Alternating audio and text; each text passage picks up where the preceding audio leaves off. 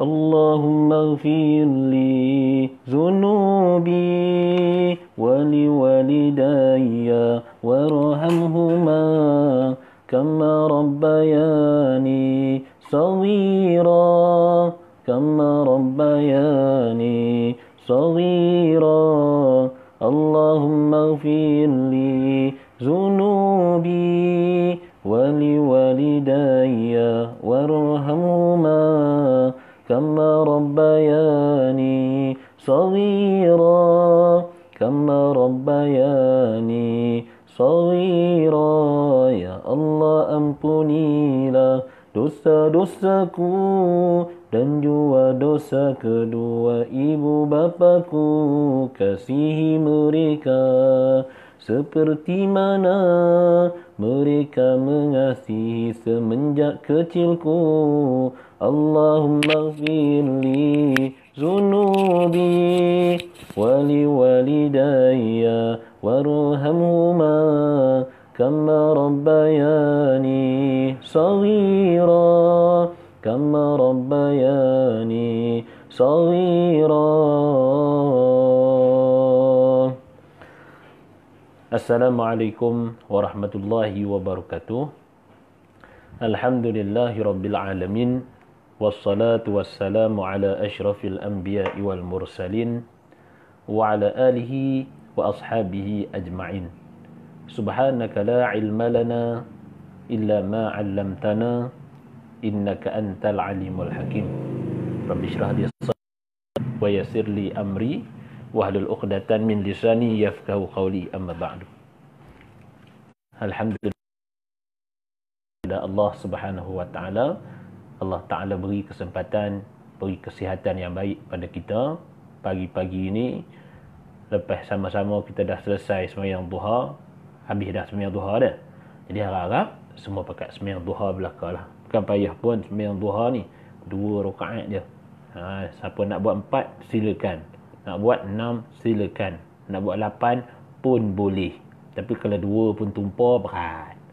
Bukannya payah pun.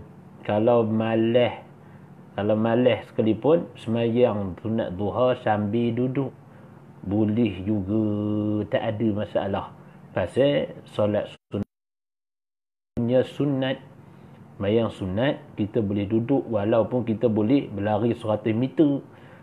Cuma Nabi kata fadisfu ajru qaim. Siapa dia mampu berdiri tapi dia sengaja sembahyang duduk, maka dia dapat separuh daripada pahala orang sembahyang berdiri. Ini cerita orang yang mampu berdiri tapi dia sengaja tak nak berdiri, maka dapat separuh pahala orang berdiri. Bagi sembahyang sunat dia, sembahyang wajib, kamu jangan sekata-kata nak duduk. Sembahyang wajib, lagi mana kita mampu berdiri, maka wajib kita berdiri. Melainkan dah ada gaut muda-muda ni, itu tak apa duduknya. Iza umira bi amrin fa'tu minhu mastata'tum. Nabi kata, bila kamu diperintahkan buat satu perkara, maka datangilah perintah tersebut semampu kamu.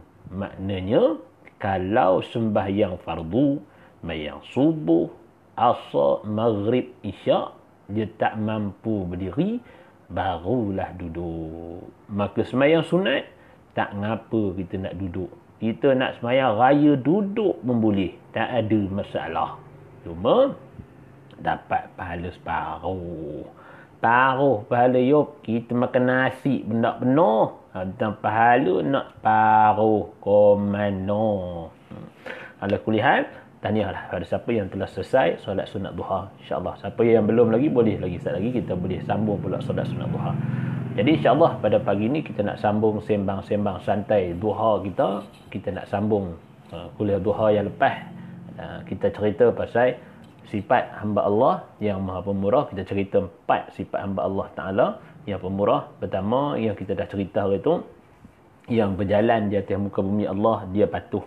Itu yang pertama. Kemudian yang kedua, apabila orang katakan kepada dia, maka dia berkata, dia balas dengan perkataan-perkataan yang baik.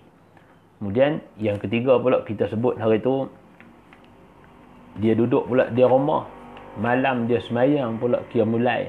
menghidupkan malam. Yang ketiga, kemudian yang keempat kita sebut juga hari itu apa ke nama, dia selalu berdoa, Rabbana srif anna azab jahannam. Ya Allah, jauhkanlah kami daripada azab api neraka. Itu kita cerita hari itu tentang sifat hamba Allah yang Maha Pemurah. 4 tu. Harap-harap adalah, tak ada semua apa adalah 1-2 lekat pada kita. Apa dia? Empat sifat tadi. Hari ni kita nak sambung lagi sifat yang Allah Ta'ala sebut dalam Quran yang betul-betul dia tu nak jadi hamba. Allah Ta'ala sebut dalam surah Al-Furqan, dalam ayat 64. Siapa yang ada Quran tu nak rujuk, boleh lah, insya-Allah boleh rujuk Quran dalam surah Al-Furqan bermula ayat 63. Hari ni kita nak baca ayat yang ke-65. Surah Furqan ayat 65. Allah Ta'ala sebut, siapa dia? Hamba Allah Ta'ala yang pemurah, yang Allah, hamba yang sebenar-benar menjadi hamba Allah ni. وَالَّذِينَ إِذَا أَنفَقُوا لَمْ يُسْرِفُوا وَلَمْ يَقْتُرُوا وَكَانَ بَيْنَ ذَلِكَ قَوَامًا. Sadaqallahul Azim. Dan orang-orang yang tidak di dalam mengeluarkan nafkah, maka tidak mengeluarkan lebih dari apa yang perlu, dan tidak pula mereka kedekut terhadap diri mereka dan keluarga mereka. Yang kelima, kita nak cerita hari ni sifat hamba Allah, orang yang dia membelanjakan rezeki yang Allah Ta'ala beri kepada dia dalam keadaan tidak melampau-lampau.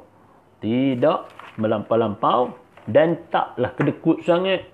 Ada orang dia terlampau, apa ke nama, tak belanja harta ni, punyalah jimat, takut termasuk golongan orang yang apa ke nama, orang yang berboros, maka sampai makan nasi pun suku-suku je kadang-kadang. Nak beli lauk pun sekor kongsi 6 orang. Beratlah tu tuan-tuan. Janganlah sampai apa itu. Kita ambil di pertengahan. Makna kata, bila ada, kita jangan boros. Tapi bila kita nak guna, jangan kita berlebih-lebihan. Ni sifat yang Allah Ta'ala cerita, sifat hamba Allah yang Maha Pemurah. Yang kelima, apa dia tuan-tuan? Orang yang bila dia menginfak ataupun dia membelanjakan harta dia, dia tidak melampau-lampau. Dan dia tidak pula kedekut bila dia berbelanja. Maknanya kita pertengahan. Khairul umur awsatiha. Sebaik-baik perkara adalah yang pertengahan. Tuan-tuan, ni kita cerita dalam keadaan kita macam ni lah.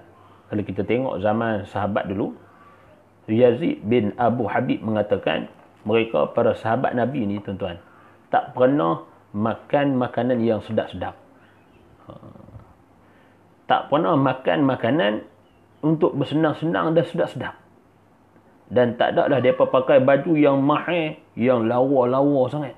Ini yang diceritakan oleh Yazid bin Abu Habib. Dia cerita macam tu. Dan bahkan pakaian makan dia orang makan tu hanya untuk menghilangkan kelaparan. Dan mereka pakai pakaian tu sekadar untuk menutup aurat. Ni sahabat-sahabat dulu tuan-tuan dirahmati Allah. Kita nak cerita mereka, zuhudnya mereka, rendahnya diri mereka. Bukan mereka tak kaya, tapi mereka rendahnya diri mereka dengan sahabat-sahabat yang lain. Merendahkan diri. Kita selagi mahir, kadang kita helmet pun harga sampai 5,000. Motor baru harga 3,000 je EX5. Helmet 6,000 harganya. Brand tu. Ustaz, safety Ustaz. Safety Ustaz. Benar. Tapi janganlah kita boros ataupun jangan sampai kita keterlaluan sampai apa itu. Kalau rasa kita mampu, kita beli yang mana? Yang padan. Ada duit lebih, kita beli helmet ARC, helmet KYT. Bagi kat kawan-kawan tu. Kawan-kawan yang tak mampu nak beli helmet yang elok-elok sikit. Itu cara kita. Kita bila kita dahlah dia kita tak melampau, kita jangan pula kedekut untuk keluarkan nafkah ataupun beri kepada orang apa yang kita ada. Inilah orang yang semayang. Orang yang semayang ni apa? Wa iza massahul khair Allah Ta'ala sebut dalam Quran, innal insana khuliqa halu'a iza massahu syar jazu'a wa iza massahu khair manu'a illal musallin. Tuhan kata manusia ni diciptakan Allah Ta'ala dalam keadaan keluh kesah. Bila dikenakan keburukan pada dia, dia jadi sangat risau.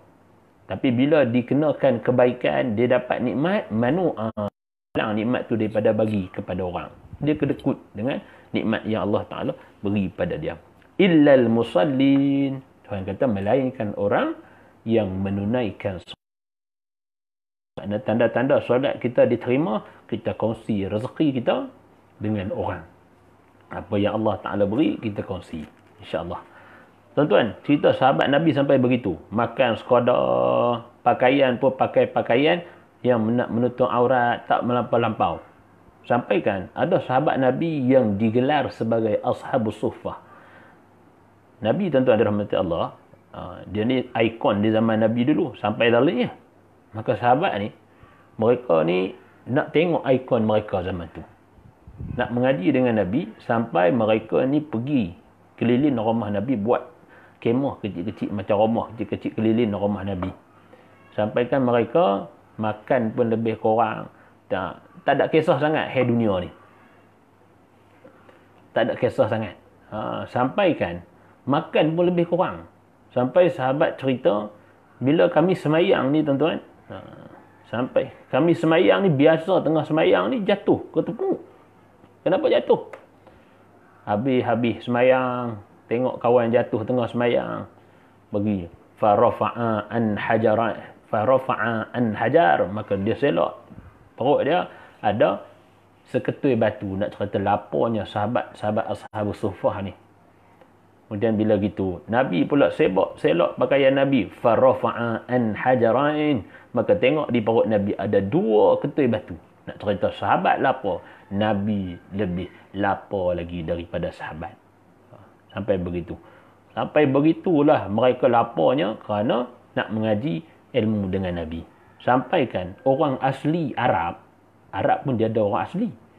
Orang asli Arab ni kita panggil, dia sebut sebagai apa ke nama? Orang asli orang Arab ni, depa kata apa? Haulaikal majanun. Dema ni gila ke apa? Kema yang orang asli ni pun tak ada susah sampai apa itu. Tapi yang orang yang nak Ashabus Suffah, yang nak mengaji dengan Nabi ni sampai sanggup susah apa itu. Apa tuan-tuan? Kerana mereka apa ke nama? Sangat cinta mereka pada Nabi. Dan bersanggup tinggalkan segala kesenangan. Itu sahabat Nabi tuan-tuan dirahmati Allah. Kita bukanlah nak suruh sampai apa itu. Bukanlah sampai pergi kerja jalan kaki, tinggal motor. Nak cerita jangan kita melampau-lampau dalam menggunakan nikmat yang Allah Ta'ala beri pada kita. Dan jangan lepas ni kita pakai baju, pakai pagoda je pergi semayang. Pakai pagoda je pergi the store. Janganlah sampai apa itu. Nah. Ni tengok pergi kuliah apa mana pakai baju anak ustaz. Janganlah sampai apa itu. Pakai baju zaman Jepun tu, bertompok dalam baju tu lah, pergi noreh getahnya, betik lalat dia tengkok. Kain pelikat pun itulah kain yang dipakai sejak daripada kahwin, tak boleh beli. Ngapa? Zuhud ustaz. Sampai dah semayang pun bila masuk kena cahaya waktu asar tu dah nampak belakangnya. Janganlah sampai apa itu. Pada satu hari tuan-tuan, Imam Malik dia mengajar. Imam Malik ni dia cukup kemah. Orang yang cukup kemah. Imam Malik ni orang yang agak berada juga. Maka dia ada duit. Dia pakai baju dia mesti baju dia elok. Elok ni maksudnya kemas. Kita sentiasa kemas. Bukanlah kata baju sampai 3,000 harga. Baju tu kemah. Maka Imam Malik begitu. Pakaian dia kemas. Kerana apa? Dia sungguh jaga penampilan dia. Tengah-tengah dia ngajar tuan-tuan, dia tengok ada seorang anak murid dia yang pakai baju lebih kurang lah. Maka habis mengaji, dia pun tanya anak murid dia tu, Mika ni nah, ambil duit. Dia bagi duit. Saya tak ingat berapa dia bagi tu. Dia bagi duit pada anak murid dia, seorang anak murid dia nah, pergi beli baju yang elok sikit.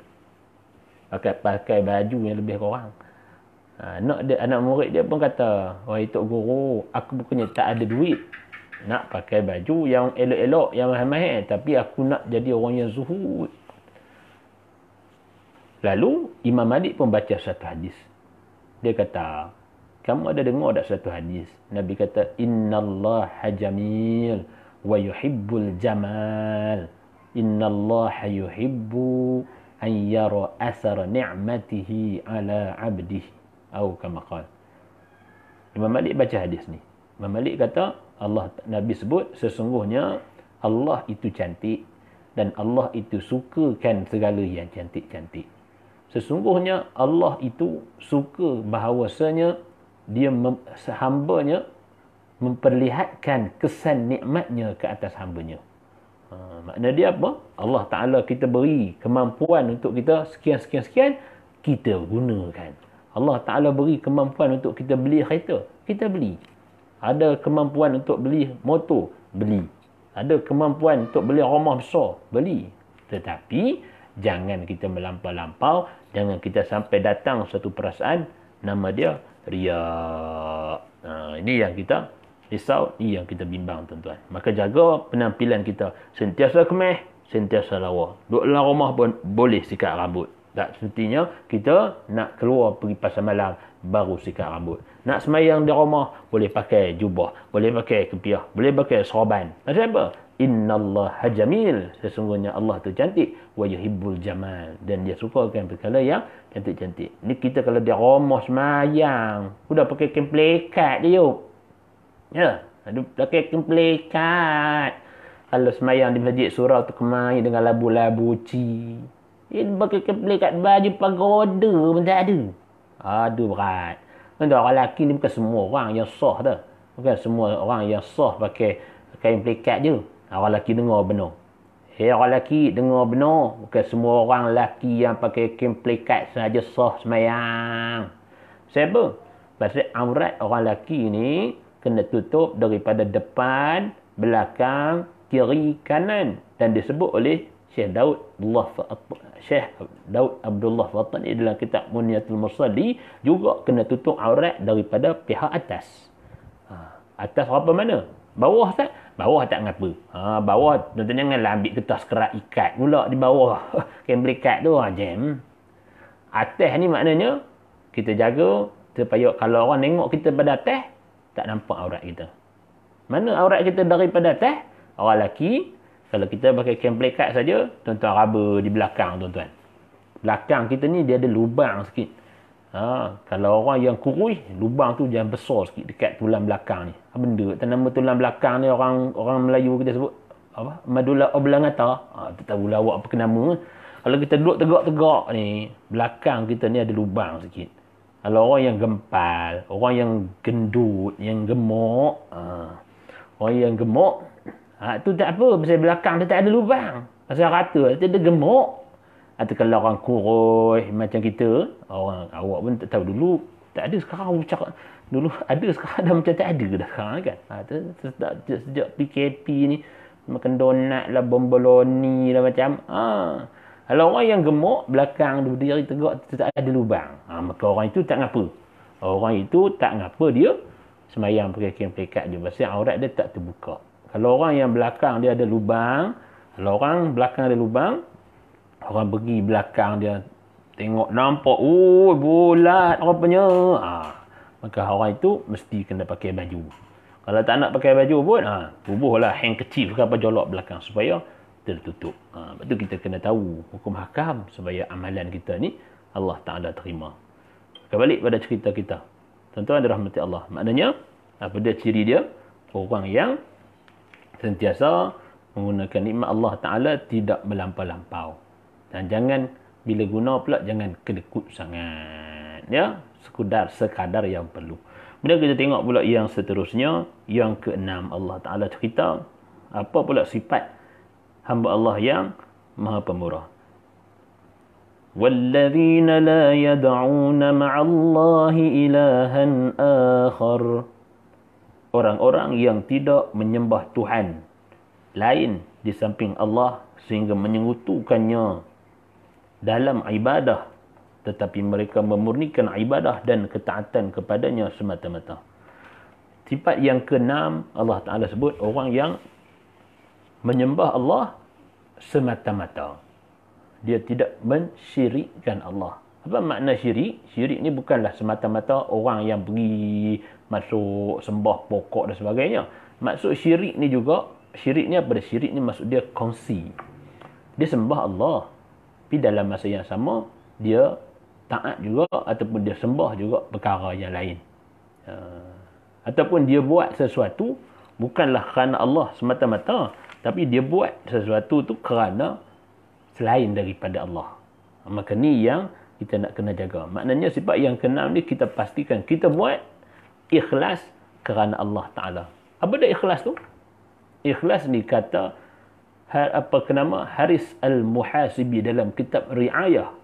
Bermulalah ikhlas itu melakukan sesuatu ibadah ataupun pekerjaan itu kerana Allah semata-mata.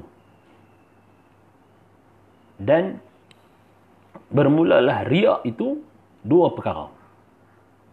Riak ini dua perkara. Apa benda riak itu? Yang pertama, melakukan sesuatu amalan kerana manusia semata-mata.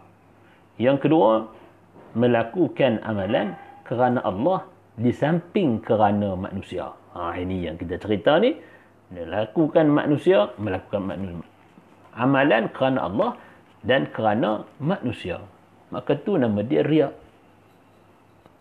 Maka bermulalah ikhlas itu, sucilah ia daripada kedua sifat riak tadi. Dan kita kena ingat, bila kita buat amalan bukan kerana Allah semata-mata, maka amalan kita tu ditolak oleh Allah Subhanahu wa ta'ala. Ini yang kita takut, yang kita risau. Semayang kita ni Allah Ta'ala tolak. Kenapa? Kita semayang kerana manusia. Mana daknya? Bila ada anak dara mana singgah rumah kita, dandan, baca. Baca Quran kemain kuat. Pasal apa? Ada orang datang. Tidak haram. Ikra' tak mandang. Bila ada orang, kita dandan. Baca pun. Kalau belakang makmum kemain ramai dia dandan. Yasin. Dan Yasin terus rakaat pertama yuk. Pasal ramai orang di belakang. Dia semayang kerana apa? Kenapa dia baca surah Yasin lah semayang? Pertama kerana Allah. Yang kedua kerana lain daripada Allah. Apa dia? Kerana manusia. Ini yang kita takut. Kita sembah Allah dalam keadaan kita buat sesuatu benda kerana Allah dan kerana benda lain. Dan semua ni tuan-tuan, dia akan menghapuskan pahala ataupun kebaikan yang kita buat. Tuan-tuan dirahmati Allah Subhanahu wa ta'ala. Dan ada orang lagi yang dia buat amalan kerana Allah. Yalah, itu ikhlas. Ada orang yang dia meninggalkan amal kerana makhluk. Ini pun juga. Orang yang meninggalkan amalan kerana makhluk, maka disebut sebagai syirik juga. Kata Fudail Ibn Iyad, sesiapa tiada beramal kerana manusia, iaitu riak, dan siapa-siapa beramal kerana manusia, iaitu syirik pula. Kita ni tuan-tuan, rupanya bila kita tak beramal pun, kita boleh masuk dalam kategori riak. Kita beramal kerana manusia, maka syirik. Syirik tu apa? Syirik tu kongsi. Kerana manusia, kerana Allah. Dua kerana. Maka syirik dia. Na'udzubillah. Yang kita takut ni tuan-tuan. Tinggal amal pun sama juga. Kenapa tak semayang sunat? Ada orang datang, nanti orang kata riak. Maka itulah riak bagi seseorang yang meninggalkan amal. Maka jangan kita terperangkap dalam kita melakukan amalan, dan jangan kita terperangkap dalam kita meninggalkan amalan. Nak cerita, kita buat ataupun kita tinggal satu kerja tu mesti kerana Allah Subhanahu wa ta'ala. Semoga Allah Ta'ala terima segala ibadah kita. Semoga Allah Ta'ala terima segala apa yang kita buat, dan apa perkara yang kita tinggalkan tak termasuk dalam golongan syirik. Kenapa? Semoga apa yang kita buat itu kerana Allah, dan kita tinggalkan satu perkara pun kerana Allah. Macam kita tak keluar rumah ni. Kenapa kita tak keluar rumah? Takut kerajaan. Itu pada zahir mulut kita. Tapi hati kita, kerana Allah kita meninggalkan keluar daripada rumah. Kenapa? Allah kata apa? Wala tulqu biaidikum ila tahlukah. Jangan kamu mencampakkan kebinasaan ke dalam diri kamu. Kenapa tak keluar rumah? Kerana Allah kata jangan letak diri kita ke arah kebinasaan. Ustaz, tak ada benda lah. Kita pada orang Kuala ni kata dia zon hijau. Hijau. Kata dia zon hijau. Maka tak apalah kita keluar. Dah rapi tu pula. Kita pun tak pasti lah. Kita ni keluar ni bahaya ke tak? Bahaya ke tak? Bahaya ke tak? Tak tahulah Ustaz. Maka tak apa kot. Maka bila kita rasa kot itu, maka kita tinggalkan. Da' ma yaribuk ila ma la yaribuk. Atau kama Nabi ajar kita, tinggalkan apa yang meragukan kepada apa yang tidak meragukan. Kita keluar rumah ni risau, bimbang, ada rasa-rasa aku jangkit dengan orang tidak ke ni.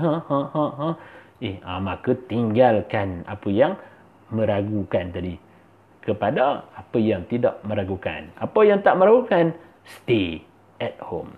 Ilzam baitak. Orang Arab kata apa itu.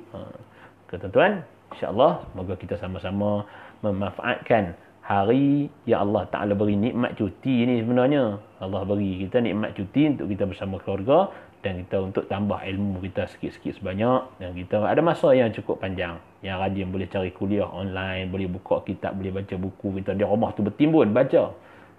Termuntah baca, tak baca habis pun. Maka inilah masa Allah Ta'ala bagi peluang pada kita. InsyaAllah kita gunakan segala nikmat yang Allah Ta'ala beri, dan apa yang Allah Ta'ala takdir itu semualah yang terbaik. Wa asa an taqra'u syai'an wa huwa khairun lakum wa asa an tuhibbu syai'an wa huwa syarrun lakum wallahu ya'lamu wa antum la ta'lamun. Dan apa benda yang barangkali yang kamu rasa tak baik pada kamu, dan barangkali apa yang kamu rasa baik itulah yang tak baik pada kamu, dan Allah Ta'ala lah yang mengetahui apa yang kamu tak tahu. Wallahu alam. Semoga datang manfaat dan kita share-sharekan untuk sama-sama kita ambil manfaat. Fa yu'allimu asyahidu minkum al-ghaiba. Hendaklah kamu menyampaikan kepada orang yang hendaklah orang yang hadir menyampaikan kepada orang yang tidak hadir. Semoga kita mendapat rahmat kasih sayang Allah. Wabillahi taufiq wal hidayah. Assalamualaikum warahmatullahi wabarakatuh.